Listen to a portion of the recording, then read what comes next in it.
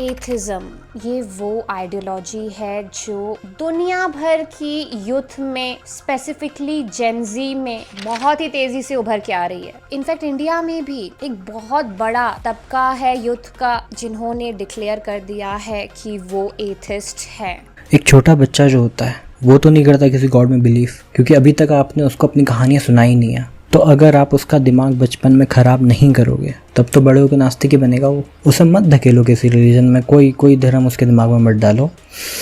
वो जब बड़ा हो जाए तो उसको बताओ कितने सारे रिलीजन हैं और इनमें से ये वाला हमारा है, तुझे जो चाहिए वो चूज़ कर दे। वो कोई भी चूज़ नहीं करेगा। 21st सेंचुरी में वो बात डिस्कस हो रही है जिसका फैसला 18th सेंचुरी में हो जाना चाहिए था। आज हम 21st सेंचुरी में एथिज्म की बात कर रहे हैं। सच्ची बात तो है कि एथिज्म ऐसा होना चाहिए था जैसे ऑक्सीजन जब हम सांस लेते हैं, सोचते थोड़ी है कि हम ऑक्सीजन की सांस ले रहे हैं। एथिज्म हमारी जिंदगी का हिस्सा ऐसे ही होना चाहिए था, इसलिए कि जो कुछ हमारी नॉलेज हो गई, जो ज्ञान इंसान ने प्राप्त कर लिया, उसके होते हुए कोई धर्म रह जाए, बड़ी हैरत की बात।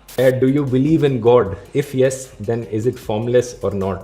इसका जवाब भी बड़ा सीधा है, नहीं। मेरी राय में जितना भी कुछ मैंने सीखा है दुनिया के बारे में, हमारी प्लैनेट की हिस्ट्री के बारे में, एवोल्यूशन के बारे में, ये सारी चीज़ों को समझकर मेरी राय में कोई भगवान, कोई अल्लाह, कोई गॉड एग्जिस्ट नहीं करता। यही कारण है कि मैं अपने आप को एक हिंदू एथिस्ट बुलाता हूँ। मैं एक एथिस्ट हूँ, भगवान में नहीं मानता, लेकिन मैं हिंदुइज्म के ट्रेडिशंस और कस्टम्स को फॉलो करता हूँ। अब होता क्या है ये एथिज्म, जिसे हम कहते हैं हिंदी में नास्तिकता? तो क्या ये मान लेना सही होगा कि एथिज्म और नास्तिक होना ये दोनों एक ही कॉन्सेप्ट की ओर इशारा कर रहे हैं, या ये दोनों ही अलग अलग कॉन्सेप्ट्स हैं जो कि मिसअंडरस्टूड कर दिए गए हैं एक कॉन्सेप्ट होने से? मेरा मतलब ये है कि क्या सही में एथिज्म और नास्तिकता दोनों एक ही शब्द हैं जो ज्यादातर लोग मानने लगे हैं, या फिर एथिज्म और नास्तिकता इतने विपरीत हैं कि इन दोनों कॉन्सेप्ट्स का आपस में तो कोई मेल नहीं है, बल्कि एक्चुअली अगर देखें तो दोनों एक दूसरे के विपरीत हैं, अपोजिट वर्ड्स तक कंसिडर किए जा सकते हैं। क्या बोला तूने? कुछ भी। So let's analyse this whole concept of atheism, और साथ ही साथ मैं आपको ये भी बताऊंगी कि मैं खुद को क्या कंसिडर करती हूँ। क्या मैं खुद को एक एग्नोस्टिक मानती हूँ, क्या मैं खुद को एक एथिस्ट मानती हूँ, या क्या मैं खुद को एक आस्तिक मानती हूँ? इन सारे सवालों का जवाब मिलेगा आपको आज के इस वीडियो में। सबसे पहले लेट्स ट्रेस बैक कि व्हाट इज एथिज्म। ये जो पूरा एथिज्म हम बोलते हैं, ये है क्या, इसका मीनिंग क्या है, इसके रूट्स कहाँ से आ रहे हैं? Let's analyse that first. तो ब्रॉडर सेंस में अगर हम देखें तो ये मानी जाती है द एब्सेंस ऑफ डेटीज और the absence of God, you can say.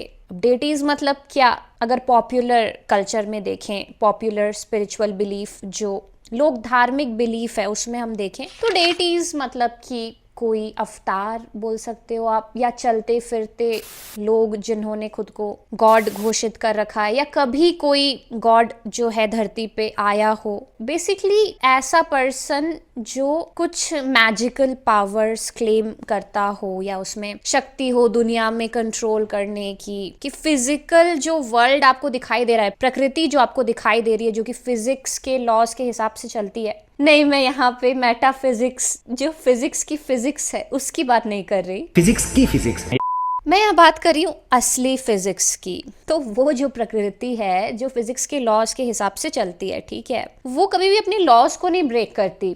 कि सपोज कि मेरे हाथ से एक रोशनी जो है निकले अभी, और मैं दूर खड़ा कोई इंसान है, उसमें ऐसे हाथ घुमाऊं तो उसकी दाढ़ी निकल आए या दाढ़ी कट जाए, इस टाइप से कुछ जादू टोना मैं कर दूं, उसको वशीकरण एकदम मंत्र डाल के फंसा लूं, तो फिजिक्स मुझे क्या बोलेगी कि पागल हो गई है क्या? ऐसा कुछ नहीं होता। ऐसे कोई लॉ नहीं डिस्कवर हुए हैं कि तू हाथ घुमाएगी उधर से और इधर दाढ़ी बढ़ जाए किसी की, समझ रहे हो? तो जो फिजिक्स के लॉज हैं, ठीक है, बेसिकली इसका खंडन या इसको डिनाई तक कर देते हैं कुछ लोग। वो ऐसे क्लेम्स करते हैं कि हम में डेटी वाली पूरी कैपेबिलिटीज आ गई हैं, जैसे ज़्यादातर आपने राजश्री नंदी के पॉडकास्ट देखे होंगे, रणबीर अलाहाबादिया के, वो अक्सर ये क्लेम करते हैं कि तंत्र का मतलब है कि आप कुछ जादू टोना करके किसी को, है ना, वशीकरण करके अपने कंट्रोल में ले आओगे। या फ्लाइंग बीस्ट को देखा होगा आपने कि उनका रहता है ये क्लेम कि हवन कर दो, है ना, तो उससे पोल्यूशन दूर हो जाएगा हवन की लकड़ी से।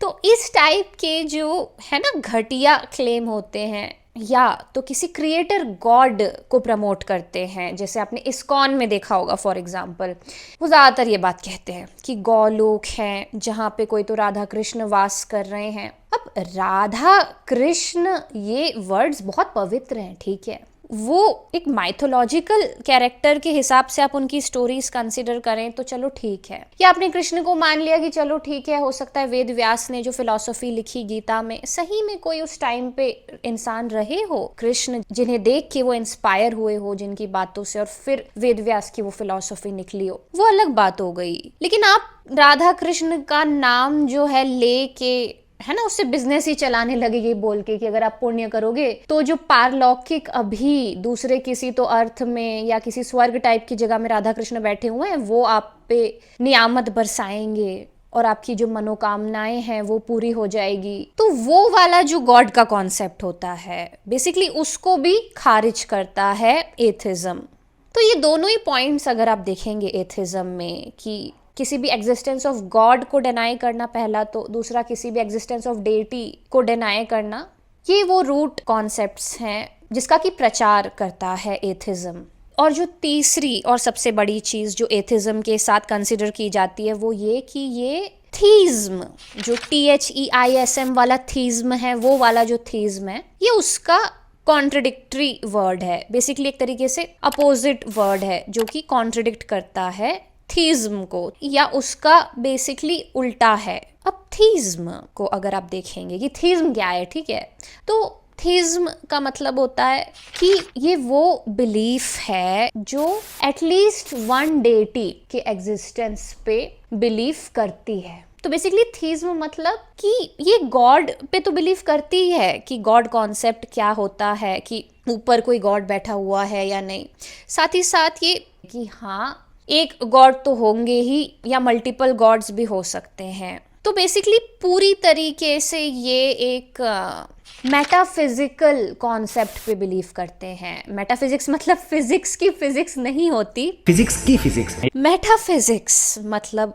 होता है, आप कह सकते हो अपनी कल्पनाओं को दौड़ाना, कि आपने कल्पना दौड़ा दी कि ऐसी कोई चीज जो आपको पता तो थी नहीं, तो कुछ फैक्ट्स आपने पकड़ लिए कि जो दिखाई दे रहे थे कि ठीक है ये फैक्ट्स दिखाई दे रहे हैं धरती में, पृथ्वी में, कि ये हो रहा है, तो इसका मतलब इसके पीछे ये होगा। तो आपने एक मेटाफिजिकल कल्पना दे दी उस चीज को। तो डेटी को भी आप वैसे ही बोल सकते हैं, या गॉड को भी वही बोल सकते हैं आप कि एक मेटाफिजिकल कॉन्सेप्ट ही है, क्योंकि फैक्चुअल कोई एविडेंस है नहीं उस चीज का, बस आप कल्पना कर रहे हो, अपनी साइकोलॉजी के घोड़े दौड़ा रहे हो जो कि टाइम सापेक्ष होंगे। जिस भी टाइम लाइन में आपने जन्म लिया है उस हिसाब से आप अपना गॉड क्रिएट कर दोगे।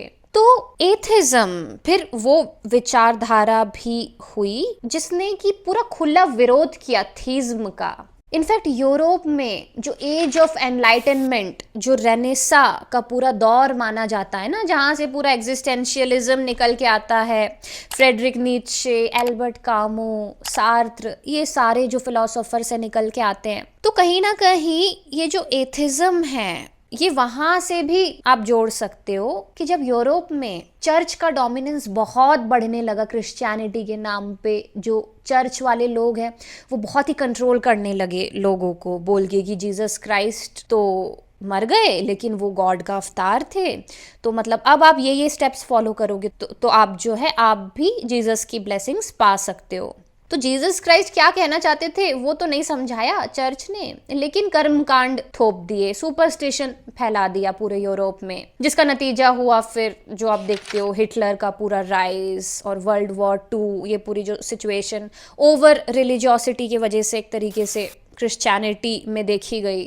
तो तो जो 16th सेंचुरी है यूरोप में, उसे माना जाता है एज ऑफ एनलाइटनमेंट। और एज ऑफ एनलाइटनमेंट के साथ साथ ही इसे रीसर्जेंस ऑफ एथिज्म एरा भी कंसिडर किया जाता है कि ये वो एरा था जब जो थीज्म है, जो पॉपुलर मेटाफिजिकल थीज्म बन चुका था पूरे यूरोप में, उसको एक तरीके से चैलेंज कर दिया एज ऑफ एनलाइटनमेंट के फिलोसोफर्स ने, और एथिज्म का एक तरीके से रीसर्जेंस देखने को मिला। जैसे नीत्शे ने बोल दिया था, फ्रेडरिक नीत्शे ने, कि गॉड इज डेड। दिक्कत कहाँ पे आती है, ठीक है, दिक्कत यहाँ पे आती है जब ये पूरी फिलॉसफी को हम इंडियन फिलॉसफी, भारतीय जो वैदिक दर्शन है, उसके साथ इक्वेट करना शुरू करते हैं, या एक तरीके से मान्यता थोप देते हैं कि एथिज्म का मतलब है नास्तिकता। तो हम मान लेते हैं कि भारतीय दर्शन में जो नास्तिक शब्द आ रहा है उसका मतलब है एथिज्म। यही वो सबसे बड़ा टर्निंग पॉइंट है जहां पे सारी दिक्कत आ जाती है, जहां से सारी दिक्कत शुरू हो जाती है, जिस वजह से आप पूरे भारतीय दर्शन, वैदिक फिलॉसफी, उपनिषद, भगवद गीता, ब्रह्मसूत्र, हर चीज को अब आप गलत तरीके से देखने लगते हैं। हमें ये समझना पड़ेगा कि वेदांत के हिसाब से वैदिक फिलॉसफी का जो शिखर है, जो समरी है वेदांत, उस वेदांत की फिलॉसफी के हिसाब से आस्तिक और नास्तिक कौन है। और जैसे हम इस बात को समझेंगे तब हमें फिर पता चलेगा कि एथिज्म, रियल एथिज्म क्या है। अब जैसे आप जानते होंगे कि वेदांत के भी अलग अलग स्ट्रीम्स हैं, जैसे विशिष्ट अद्वैत वेदांत, द्वैत अद्वैत वेदांत, जिसे पॉपुलरली द्वैत वेदांत हम कहते हैं। तो इन सारी फिलॉसफीज में से जो रियल वेदांत है, जो ओरिजिनल वेदांत माना जाना चाहिए, वो है अद्वैत वेदांत।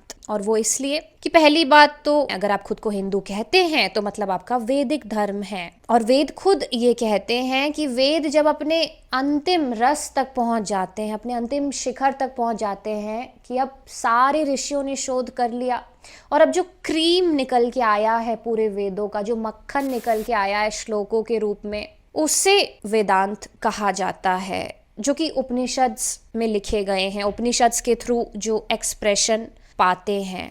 और अद्वैत वेदांत वो इकलौती ब्रांच है वेदांत की जो कि प्योरली उपनिषद के सारे प्रिंसिपल्स के साथ अलाइन होती है। तो जो अद्वैत वेदांत है उसके हिसाब से अगर हम देखें स्पेसिफिकली, तो आस्तिक कौन हुआ? आस्तिक वो हुआ जो कि बिलीव करता है वेदांत के कॉन्सेप्ट्स पे, to be the ultimate absolute truth. Hindi वाला आस्तिक, ठीक है, थीज्म नहीं। थीज्म एक इंग्लिश वर्ड है, तो थीज्म जिस किसी भी प्रिंसिपल्स को मानने वाले लोगों को या विचारधारा को बोलते हैं। आस्तिक स्पेसिफिकली वेद जिस आस्तिकता को डिफाइन कर रहे हैं वो नहीं है। Theism is a different word, उसका जो ओरिजिन है वो कम्प्लीटली दूसरा है, वो एक इंग्लिश वर्ड है, उसका जो ओरिजिनेशन है वो यूरोप साइड से आ रहा है, तो उसका मतलब कुछ और है। लेकिन जो वेदों से आने वाली आस्तिकता है, वो हिंदी वाला जो वर्ड है आस्तिक, वो वर्ड अलग है, वो कहीं से भी थीज्म नहीं है। तो वेदों के हिसाब से जो एक सच्चा आस्तिक है वो है जो एब्सोल्यूट ट्रुथ के प्रिंसिपल्स पे श्रद्धा रखता है, फेथ रखता है, क्योंकि आस्तिक है तो किसी चीज पे फेथ रखेगा, राइट। वेदांत के हिसाब से जो सच्चा आस्तिक है वो है जो कि सत्य पे, मतलब एब्सोल्यूट ट्रुथ के प्रिंसिपल्स पे, मतलब उपनिषद के प्रिंसिपल्स पे फेथ रखता है। वो कोई बिलीवर ऑफ गॉड कॉन्सेप्ट नहीं है, बल्कि वो the believer of Upanishadic concepts हैं। उपनिषद के हिसाब से देखें तो वो जो आत्मा है वो ही एकमात्र सत्य मानी जानी चाहिए। वो जो यूनिफाइड सोर्स है जिसके अंदर हम सब हैं, हमारे अंदर वो नहीं है। उपनिषद के हिसाब से अगर आप देखेंगे तो नाहम कालस्य अहमेव कालम, मैं काल में नहीं हूँ, काल मुझ में है। मैं काल के अंदर नहीं हूँ, काल मुझसे है।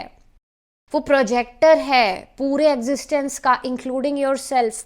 तो आप और आपके जैसे दिखने वाले बाकी सारे लोग उसके अंदर है, वो आपके अंदर नहीं है।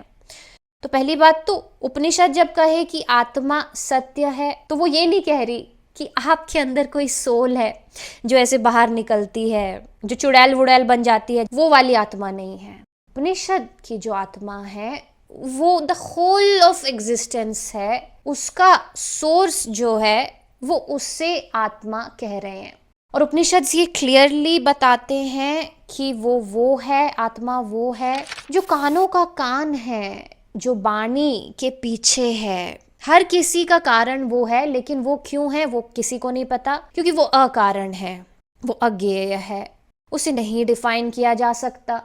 और क्यों आप ही हैं जिससे आपको पूरी दुनिया दिख रही है, क्यों आप ही वो सोर्स है जिससे पूरी दुनिया ये आपको दिख रही है।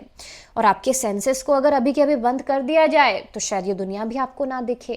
तो क्योंकि वो जो सोर्स है जो आप में है वो अनायास है, अपने आप आ गया, उसका कहाँ से कोई आया पता नहीं, या उसे ट्रेस बैक भी नहीं किया जा सकता कि नहीं अब जन्म ले लिया तो मैं उस चीज़ को अंडू कर दूँ, रिवर्स कर दूँ।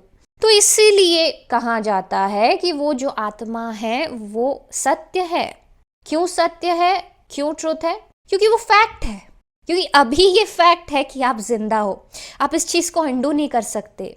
आपका जिंदा होना, आपका होना, वो ही इस बात का प्रमाण है, क्योंकि वो एक फैक्ट है कि जो आत्मा है, सोर्स ऑफ एग्जिस्टेंस है, वो सत्य है।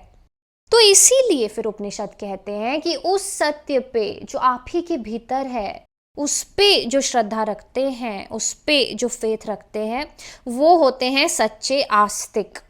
उपनिषद किसी भी गॉड को सत्य नहीं मानती, वो आत्मा को सत्य मानती है।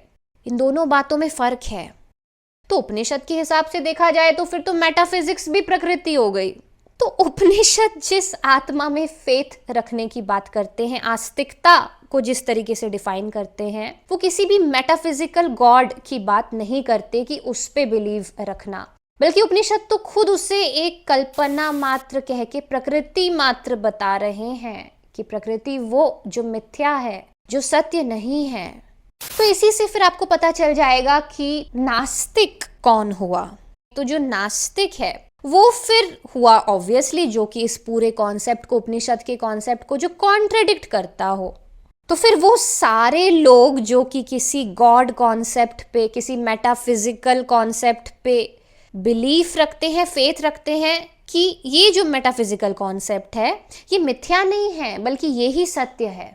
तो वेदांत फिर कहेगा कि वो सारे लोग जो कि उन सारी चीजों को सत्य मान बैठे हैं जो कि वास्तविक सत्य नहीं है, वो हुआ फिर नास्तिक। तो इससे फिर आपको बहुत ही इंटरेस्टिंग बात पता चलती है यहाँ से कि वेदांत जिस तरीके से नास्तिकता को डिफाइन कर रहा है, जो एथिज्म है हमारा जो यूरोप से आ रहा है, वो भी कहीं ना कहीं थीज्म को उस तरीके से ही डिफाइन कर रहा है। तो इससे फिर क्या पता चलता है, इससे एक बहुत ही बड़ा ब्लास्ट होने वाला है यहाँ पे। इससे ये पता चलता है कि वेदांत या उपनिषद जिस तरीके से आस्तिकता को डिफाइन करते हैं, कहीं ना कहीं एज ऑफ एनलाइटनमेंट जिस तरीके से एथिज्म को डिफाइन कर रहा है, वो दोनों कॉन्सेप्ट सेम हो गए। वाओ! अब मुझे पता है कमेंट सेक्शन में आप लोग आएंगे मुझे बोलने कि अरे मेघना क्या बोल रही हो, आस्तिक और एथिज्म सेम कैसे हो सकता है। बाबा मैंने जो आपको कहा ना, आप सारे फैक्ट्स चेक कर लो, ठीक है, मेरे वीडियो को दोबारा देख लो, मैंने क्या बोला अच्छे से एक एक लाइन सुन लो। डिनाई तो आप नहीं कर पाओगे मैं जो बोल रही हूँ उस बात से, ये तो एटलीस्ट आपको पता चल ही जाएगा। चलो मानो ना मानो आपकी बात है, आप जानो, आपका अलग जर्नी, आप जानो और पता करो, लेकिन डिनाई तो नहीं कर पाओगे पूरी तरीके से। तो फिर अब बात आती है कि फिर मेघना तुम बताओ तुम कौन हो, तुम क्या हो, तुम एग्नोस्टिक हो, तुम एथिस्ट हो, आस्तिक हो, नास्तिक हो क्या तुम? तो देखिए भाई, मेरा एक सिंपल सा यहाँ पे जवाब आएगा कि क्योंकि मैं खुद को एक वेदांती मानती हूँ, एक हिंदू अद्वैत वेदांती मानती हूँ, और अद्वैत जो नॉन डुअलिज्म है वो किसी भी मटेरियल को सत्य मानने से इनकार करता है, उस पे फेथ नहीं रखता। बल्कि वो फेथ रखता है बस सत्य पे, आत्मा पे, जिसे डिफाइन नहीं किया जा सकता और जो आप ही का सोर्स है। आप जो प्रोजेक्टर हैं जिससे ये पूरी दुनिया प्रोजेक्ट हो रही है, नाहम कालस्य अहमेव कालम, तो मैं उस पे श्रद्धा रखती हूँ। तो मैं खुद को इसीलिए एक वेदांतिक आस्तिक कंसिडर करती हूँ कि मैं एक आस्तिक हूँ जो कि अद्वैत वेदांत के सत्य के प्रिंसिपल्स को ट्रू मानती है या उस पे फेथ रखती है। जैसे कि संत कबीर का फेमस दोहा है कि जाको नाम धरे विधि हरिहर, मुनिजन सहस 88, सो तेरे घट माही बिराजे परम पुरुष अविनाशी। वो जो परम पुरुष है, वो जो परम पुरुष अविनाशी है, वो तेरे ही घट में है, जिसका सारे जो मुनि हैं, यति सती सन्यासी जो हैं, कि ये जो 88 मुनिजन हैं, ये सब लोग जो हैं, जो मुनिजन हैं, जितने फेरों में पड़े हुए हैं, सहस्त्र 88, जिसे इधर उधर ढूंढ रहे हैं, पता नहीं कौन सी विधि में ढूंढ रहे हैं, जप में, तप में, माला जप, ये वो कर्म कांड में ढूंढ रहे हैं, वो कहीं और नहीं है। सो तेरे घट माही बिराजे परम पुरुष अविनाशी। जिसकी तलाश में जो मन है वो त्रयलोक में भटक रहा है, पता नहीं कौन से लोकों में कौन सी मेटाफिजिकल कल्पनाएं कर ली है तुम्हारे मन ने, पता नहीं कौन सी विधियां लगा रहा है वो उसे पाने के लिए। और कबीर कह रहे हैं कि वो कहाँ है, वो तो तुम्हारे घट में ही है, तुम्हारे भीतर ही है। So that was it for this video guys. I hope कि इस वीडियो के थ्रू आपको रिलीजन को लेके बहुत सारे नए पहलू देखने को मिले होंगे, रिलीजन की फिलॉसफी से जुड़े हुए नए बहुत सारे चेहरे खुले होंगे आपके सामने। तो वीडियो यहाँ तक देखी है तो चैनल को सब्सक्राइब करके ज़रूर जाइए, क्योंकि ऐसे बहुत सारे वीडियोस आगे भी इस चैनल में आते रहेंगे। और मेरे चैनल की लाइव स्ट्रीम भी मैं रेगुलर अब करती रहूँगी। पहली लाइव स्ट्रीम मेरी हो चुकी है, जिसमें जुड़ के आप मुझसे अपने क्वेश्चन सीधा पूछ सकते हैं। आपको जितने भी डाउट्स हैं चीज़ों को लेके, स्पिरिचुअलिटी से लेके, आप मुझसे जुड़ के लाइव स्ट्रीम में मुझे वो पूछ सकते हैं। और अगर आप चैनल मेंबर नहीं बने हैं अब तक तो चैनल की मेंबरशिप ले लीजिए, फिर लाइव स्ट्रीम में ये डेफिनेटली आपको प्रायोरिटी मिलेगी। और कमेंट में अगर आप कोई सवाल पूछते हैं तो उसका जवाब देने में भी आपको प्रायोरिटी मिलेगी, और साथ में बैज भी जुड़ा हुआ रहेगा आपके नाम के साथ, जो कि बताएगा कि आप इस चैनल की विचारधाराओं को समर्थन देते हैं।